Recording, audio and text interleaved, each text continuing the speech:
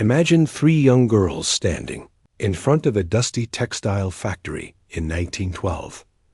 The moment was captured forever in a grainy photograph. Nothing special at the time. But over 100 years later, when modern scientists examined that same image, what they discovered was so unexpected, so impossible, it shook the world of biology, history, and science. That one frozen frame held a secret no one had seen before. It all began in Gastonia, North Carolina. Child labor was common. Factories were filled with small hands, spinning cotton and fixing broken machines. Pearl Turner was 9 years old. Her sister Viola was 14, and the third girl, known only as Penelope, was around 12. No one knew where she came from. One afternoon, a photographer named Thomas Himmel visited the Port Mills textile factory. He asked the three girls to stand outside the accounting office and look into his lens. The camera flashed. The girls turned around and returned to work. No one imagined that image would ever matter, until 100 years later, it resurfaced. Professor Sonia Abernathy, a historian working with her assistant Marcus, was digitizing old records when they found the photograph. Marcus noticed something unusual. Pearl Turner was supposed to have died young, like many mill workers. But public records showed she had lived until 1964. She had worked in the mills since the age of 6 and somehow survived. Sonia was curious. They used advanced image enhancement software to zoom into Pearl's face. What they found was beyond belief. Subtle differences in skin texture, unusual folds near the eyes, and a nasal structure that did not match any typical features. They compared her face with hundreds of other mill workers. None were similar. Medical journals and historical databases had no explanation. It looked like Pearl had something unique inside her. A mutation, a secret hidden deep in her genes. Sonia and Marcus dug into Pearl's family tree. They discovered she had married a man named Darius Levston in 1921. They had 3 children. Only one daughter, Florence, reached adulthood. Florence had 2 sons.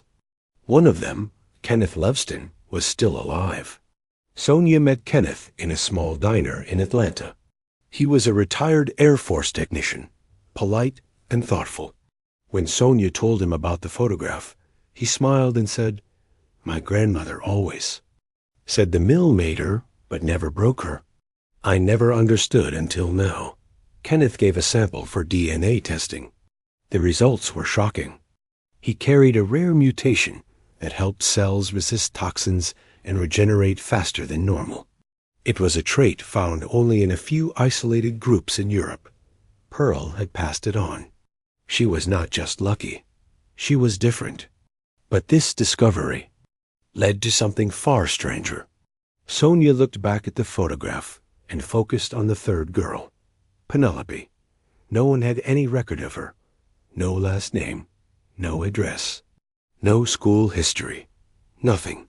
Sonia began reviewing other mill photos from nearby cities. That is when the pattern emerged. Again and again, in photos from 1908 to 1922, the same girl appeared.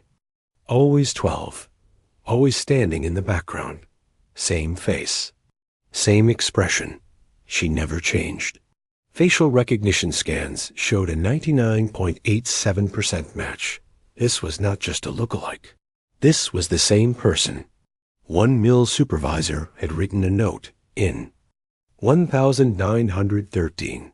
It said, "Strange girl, never eats, never leaves, always returns." Name on badge says Penelope. Was she real? Or something else entirely? Then something unexplainable happened. A retired mail historian contacted Sonia. A package had been found inside a locked chest in Richmond, Virginia. It was postmarked 1913. The name written on it, Professor Sonia Abernathy in time. It made no sense. Inside the package was a photo of Penelope sitting in front of a steam train station, a dried lavender flower, and a sealed note that read, "You are looking in the right place. The question is not who I am, it is why I stayed." On the back of the photo were coordinates. They led to an abandoned mill in Charleston. Alongside the numbers were 3 words scratched into the paper: the room beneath. Sonia and Marcus traveled to the site. With help from authorities, they used ground-penetrating radar to explore beneath the collapsed building. What they discovered was a sealed iron hatch under the ruins of the records office. It led to a narrow staircase and a small stone room. Inside was a single chair. On the chair sat a leather-bound book tied with red twine. On its cover, "Property of P. Sonia," opened the journal. The handwriting was elegant and old. The first entry was dated 1881. It said, "Today I was 10 again. My hands are small. My face does not change. I do not age. I cannot age." Entry after entry described life inside the mill, but also strange events. Men with quiet boots asking for blood. A coin left under a rail spike as a signal. A woman in red who called Penelope by a name she had not heard in 60 years. One entry was dated June 21st, 1912, the day the photograph was taken. It read, "The camera came today. Pearl stood beside me. I told her not to look back. She never listened. I hope she forgets me. Most of them do. But the scientist will remember. And if she finds this book, tell her I stayed because someone had to." The journal ended with a chilling message. "Charleston is nearly done. I marked the wall. Next stop, Santa Fe. If the light finds me again, I will speak." Sonia followed the trail to New Mexico. In 1924, someone named Miss P. Langston had rented a small adobe house near Santa Fe. A neighbor named Hector remembered her. He said, "She never talked. She never aged. My grandmother thought she was a spirit." Hector had an old family photo. A group of children at a summer well. In the back stood a girl with folded hands and braided hair. It was Penelope. The face was the same. Sonia and Marcus searched the nearby land.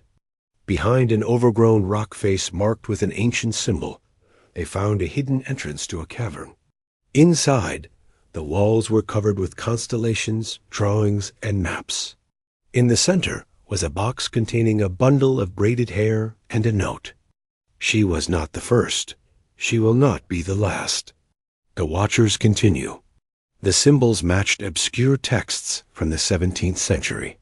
They told stories of beings called the stillborns humans who aged 10 times slower than normal. Thought to be myth. But what if they were real? What if Penelope was one of them? Or something even stranger? Then came the final twist. Sonia received an anonymous flash drive. Inside were classified files from multiple decades. Surveillance photos of Penelope dating back to the 1950s. Each time she appeared exactly the same. Different names. Same face. A memo read, subject, P. Langston. Possible chrono-stable variant. Observation only. Containment failed. They had been tracking her, trying to catch her. They never could. Sonia published her findings. The university shut down her research. The journal vanished. Videos disappeared. But the story had already spread. A mural appeared in Atlanta. 3 girls. 1 camera. Penelope with her finger to her lips. Beneath it, she remembers. One day, Sonia received a postcard. No stamp. Just a message. I was never lost. Just waiting. Stop searching. Start remembering. P. Attached was a modern color photo of school children. In the background stood a girl with folded hands, braided hair, soft eyes. The world asked, "Who is she? Where is she now? Is she watching us?" Then one final image surfaced. In 2025, at a shelter in Ukraine, A photo showed a young girl organizing. Supplies, 12 years old, no name, no records. But the same eyes, the same hands. Penelope had returned, not as a myth, but as a quiet guardian, a spirit of time, a memory that never fades.